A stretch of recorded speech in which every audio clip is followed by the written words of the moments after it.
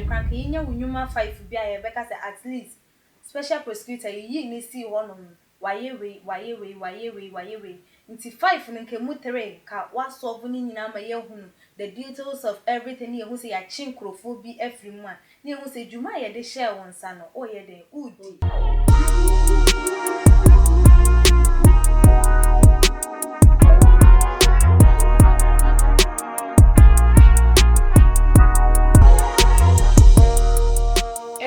for me mamo aqua ba eba too much GH every day so money aba musum for na ama owusa eni na down trending issues are AC ewo omayimo and am this some every day so then table for monche bre na munti emu ensem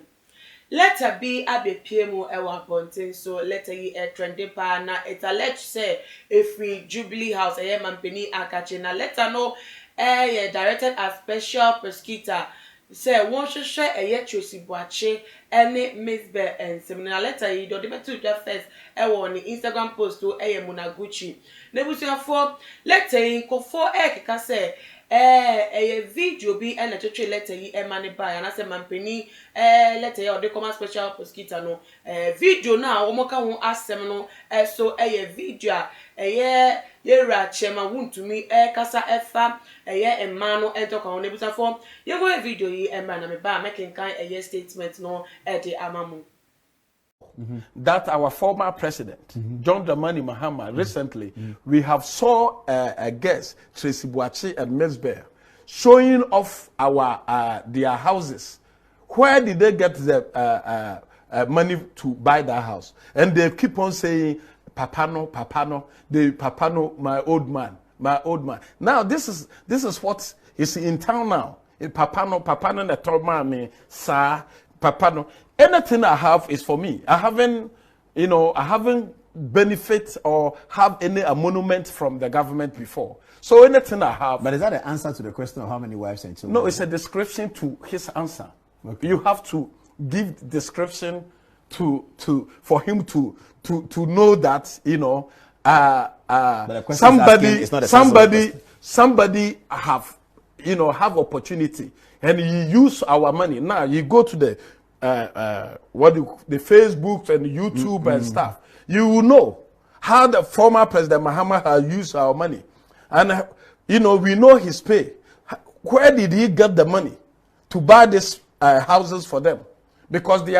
are boasting about not 1 or 2 houses, or not 1 or 2 or 3 cars. Where did he get it from? Ejumekwe boye chidom eba yede ejumede ebremo Mama Juliet Ventures wakwadare ewo enchancy machines ayede ye kitchen ye say we duane nua wo pe cooker, rice cooker, ovens, deep fryers, blenders, the wope pia or kitchen is easy no what demo so no Mama Juliet Ventures and I will be called no pay the papa de amamuninti friend no e one number na da ase hono so anase penetra kwan ewo Abeka La Paz ebiemu so niche roofing say na wo mudin esitie no sanso ana wo madwuma esitie eba no udan a wo boso kwa dia na wa pe niche roofing for echi akwan na wo omobewie adwuma no kra ede ama no wankasa onam krampa na dance ankofo di fa hono na wankasa say yes wa bobra pa nti pe niche roofing for omechi akwan na form number no na from no mebo udan eso enfama Winners Aluminium Limited, so ya say Winners Aluminium Limited, the ban aluminium works, slide doors, windows, glass beer, which may be at the auditor at the crown upon senso crampono, womo ebeye which man need to and cry at the amount numti, from na womo enya aluminium works and far amount. May guest and a day ekuya sikapa, ekuya. More kwaba. Ebi aboko na say. Na me ma do that so etiase na ekwi anse na meba ensembisa no so mame enkan statement no e ma hwefo. Where the Communication Directorate Jubilee House Accra dated 14th August 2020 for immediate release. Free Ekufuado your president in office. Now say na statement no e sha say President Ekufuado direct special prosecutor to investigate brouhaha surrounding some Ghanaian female celebrities and former President Mahama. The President of the Republic, His Excellency Nana Addo Dankwa Akufo-Addo, has taken notice of the ongoing brouhaha involving some notable female Ghanaian celebrities and the former President John Dramani Mahama, in order to ensure transparency and ascertain if ever there was any conflict of interest or use of state authority stroke power in the purchase of the alleged houses mentioned. The President has directed the Special Prosecutor to investigate the matter and invite Ms. Tracy and all involved. The President trusts that the investigation should be conducted with speed to bring finality to this matter. Signed by Eugene Ahin, Director of Communications, Office of the President. Na no sana mapoto ne chira se ene se ye mampeni ene wa hye se Special Prosecutor Mr. Martin Amidu wonye nhwemu enko dip pa de koseng mai wan ntokwa Tracy Buachi ne biem so Mesbel any dan ne cars ne japade a eba in no se we ya japade si ama me we so ya se ama me no wonye nhwemu fa ekwan nam so a your former president ya naming no say wono ene taiche no kwan nam so onye sika ede eto endan no ene ebiem so no cars no ede ma emayo no nti na ye to nsa ede afre Tracy Buachi na ene sa na ebusuafo odi wadwen che no fato ye comment section na minko ekia so ekia statement o mampeni release alleged safe with the office of ye mampeni nti ye stating exactly na o di asem ko to Special Prosecutor ni no ne say yo nana ma me da se me na makunya iso dia chat too much etie for any ahwefo nyame hwamo se de bia mo support ye dwumedie mo comment a eba mo foto ni nyina yesu nyame hwamo pa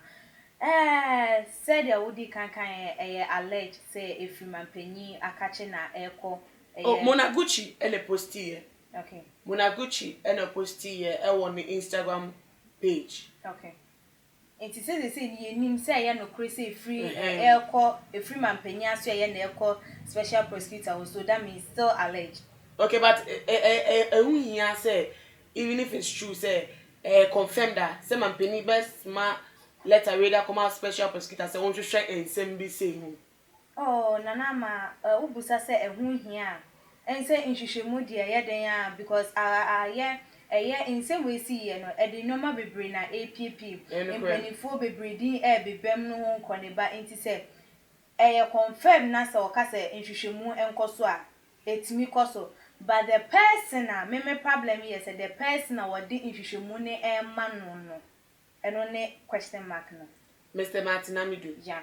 I didn't think no your problem. So on ye you say Ghana a Special Prosecutor no de juma no on show be as no kwa na gina as Special Prosecutor and I didn't say any problem no. Nana ma any problem say any say be like a problem mam you ba sha ye de share nsa no. Say ye betimi di ama obi ama na ye hwehwem ba or no per se no as I say ye de no bebetna ni position se wondi ejuma no me amete he mi hu asem bia wa ye mu hwehwemu ama mateda obetna ho so ye prosecutor mi hu hwehwemu a wa ye ama mateda takwade fo nkwada yira ye me hu se bi o ye hwehwemu bia e bia na no enka ne dwumede hu a minim oh but say why e scandal you say ono no ye hwehwemu ma ne ba bontin e ba bontin e kosi hi one sem da ho ye nkan wi nka wo ye hwehwemu ye ma ne sipi ne ye hu se e kosi are you getting it enti say or no they are shining nsa no e didn't make us a question mark or money say ono no bet na ho no I haven't seen him like in case is being on my ba out yeah say ebas dey are okay apart from a new day beam like all those who are bet na ho no me cause more than years right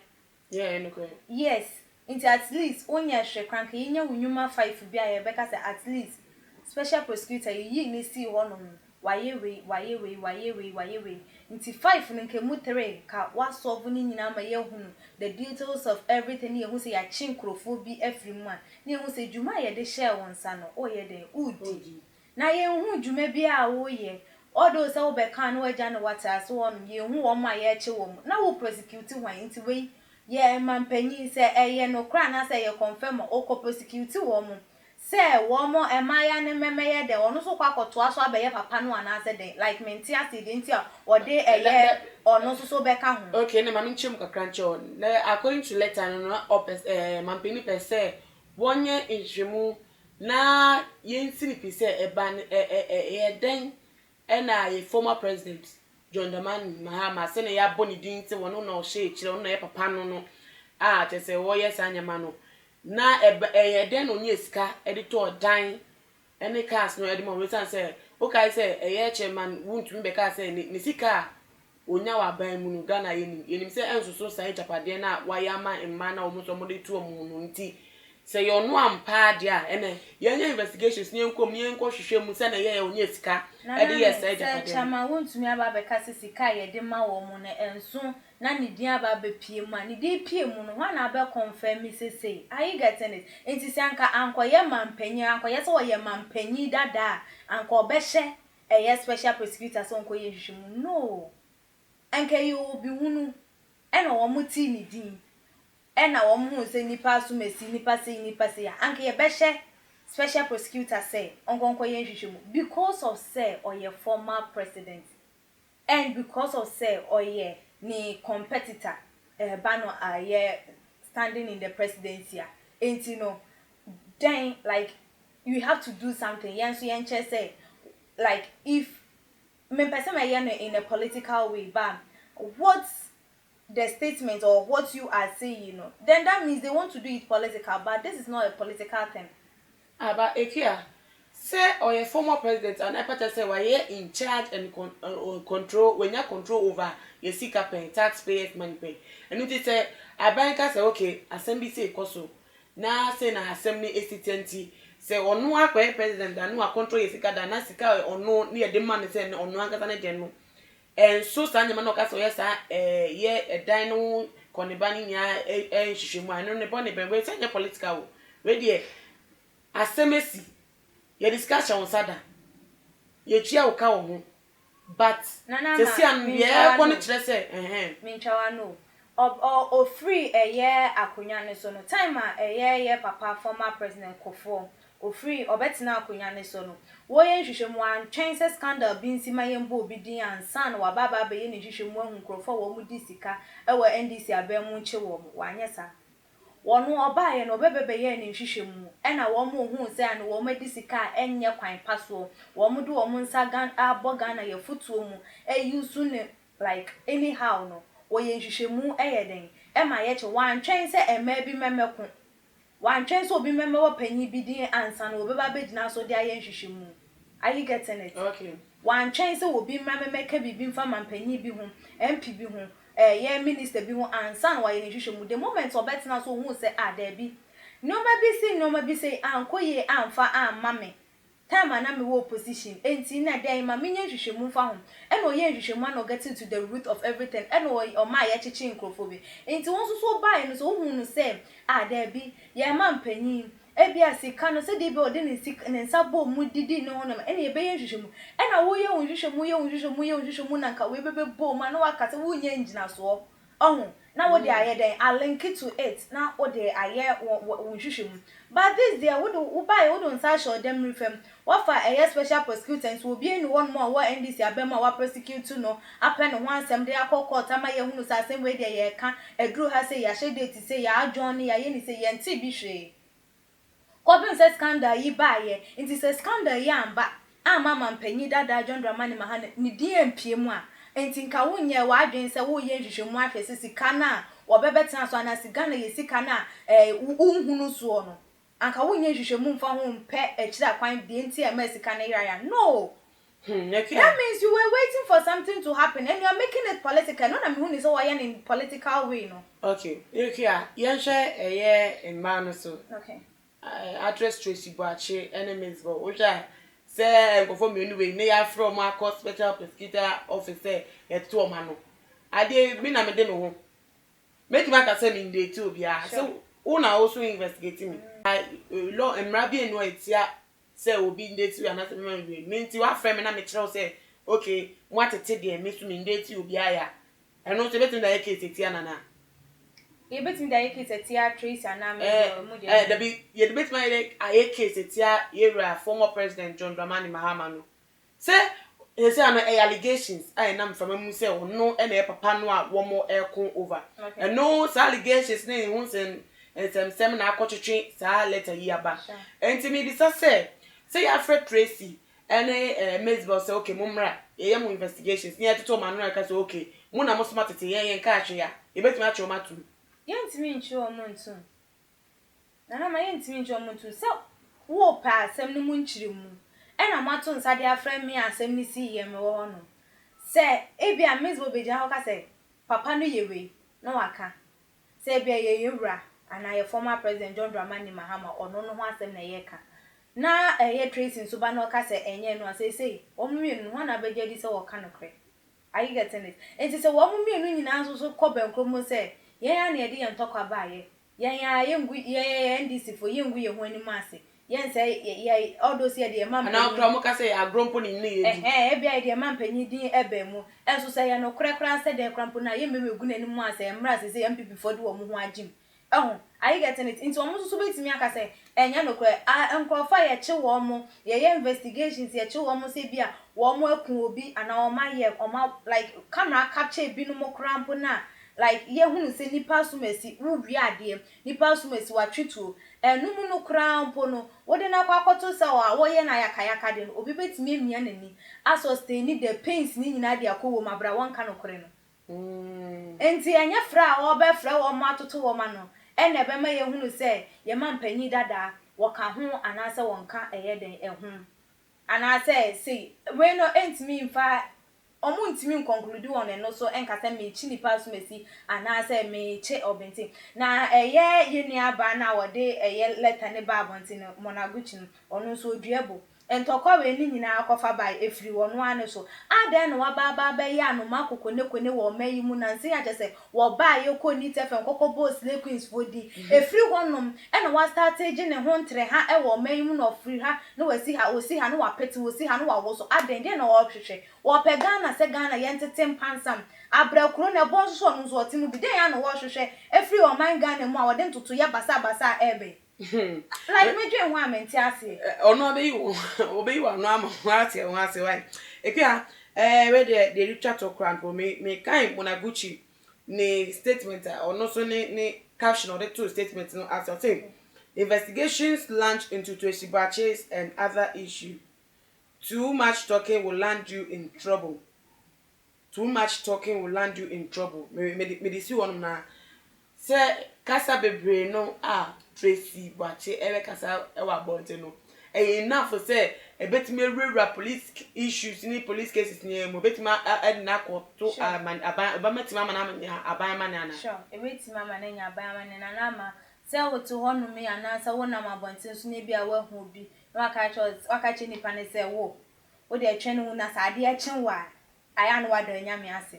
na nipa yi kokoda ne ye beda asore na ade achen na nipa yi nti ase a wan no hia no kwan so bo ne santre ne no